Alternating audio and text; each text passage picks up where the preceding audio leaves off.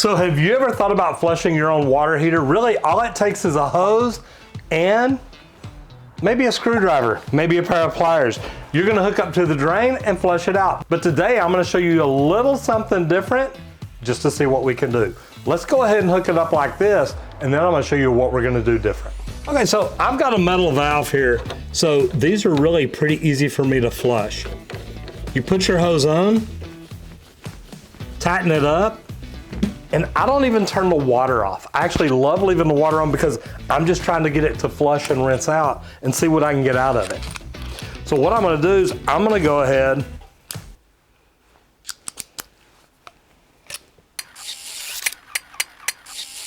and maybe find the right screwdriver tip.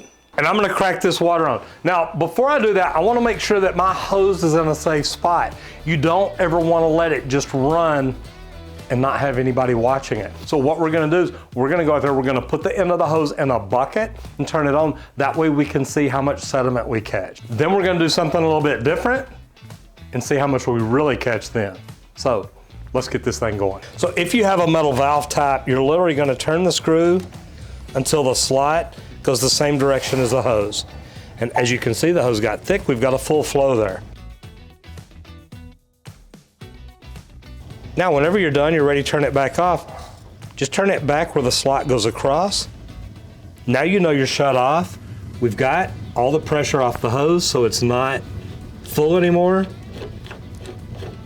And we'll disconnect this. Literally, that's one way that you can do it. And it's not very hard to do, but today we're gonna try something different, and I'm gonna show you the steps to go through to make it happen. We're gonna climb up here and turn off the water to the water heater. So I'm gonna close the cold inlet. And I'm also just gonna go ahead and close the loop that goes to my upstairs bar sink. Now, that's what those lines are for, but right now, I have the water turned off to the tank. Now, one thing I'm gonna do now is I'm gonna run inside and I'm gonna open a hot water line just to take the pressure off. That right now, with this turned off, it's holding about 80 PSI. But I'm gonna go in, open up a hot water line, that'll leave the pressure off, and then I'm gonna show you what we're gonna do next. So I'll be right back.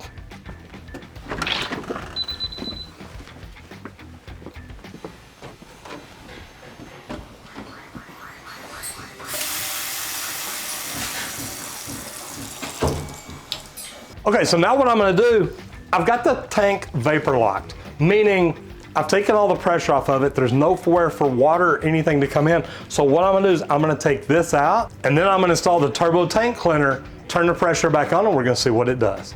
Now, I've got the water turned off. I'm gonna go ahead and turn the gas control valve off too. That way, I'm not heating it up as I do this.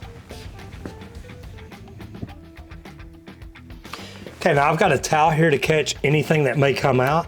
And you gotta remember, this water is gonna be hot.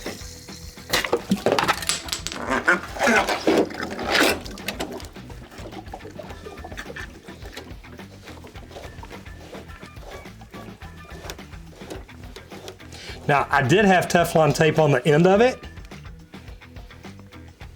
As you can see, I got a little bit of water out, but it wasn't anything major. It's nothing I can't clean up. So, I'm gonna hook up the hose and get this thing going.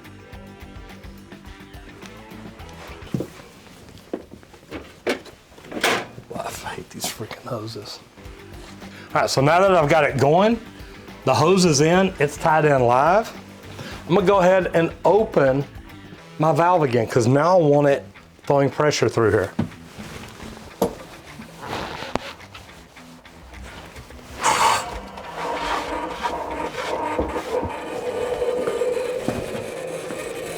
All right, so you can hear it. I've got water going through it really, really good. But now I'm gonna get that thing fired up, break up a lot of that sediment and see what happens.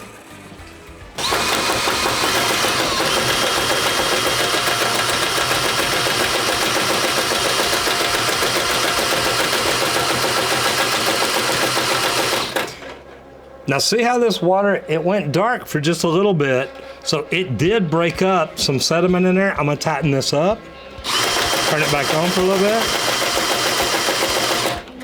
I'm also gonna go in reverse.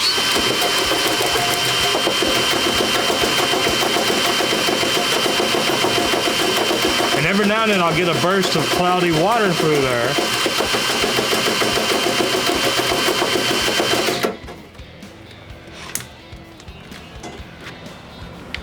I'm gonna let that run for a few minutes. It's really pretty clear, so it doesn't look too bad. I'm gonna let it flush for a few minutes, make sure we have everything out of here. All right, so we've got everything valved off up top, so we're in vapor lock again. So I'm gonna go ahead,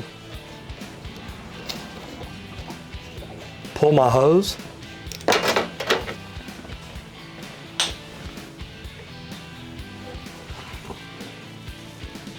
And as you see, we've got the nipple ready to go in.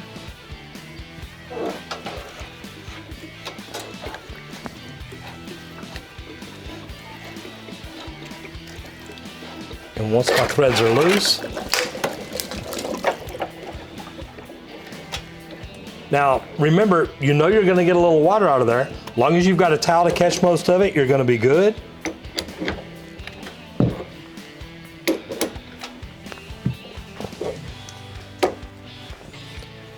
Well, probably a little more Teflon tape that was on last time, but the good thing is I can get a screwdriver in from right here, so I'm good to go.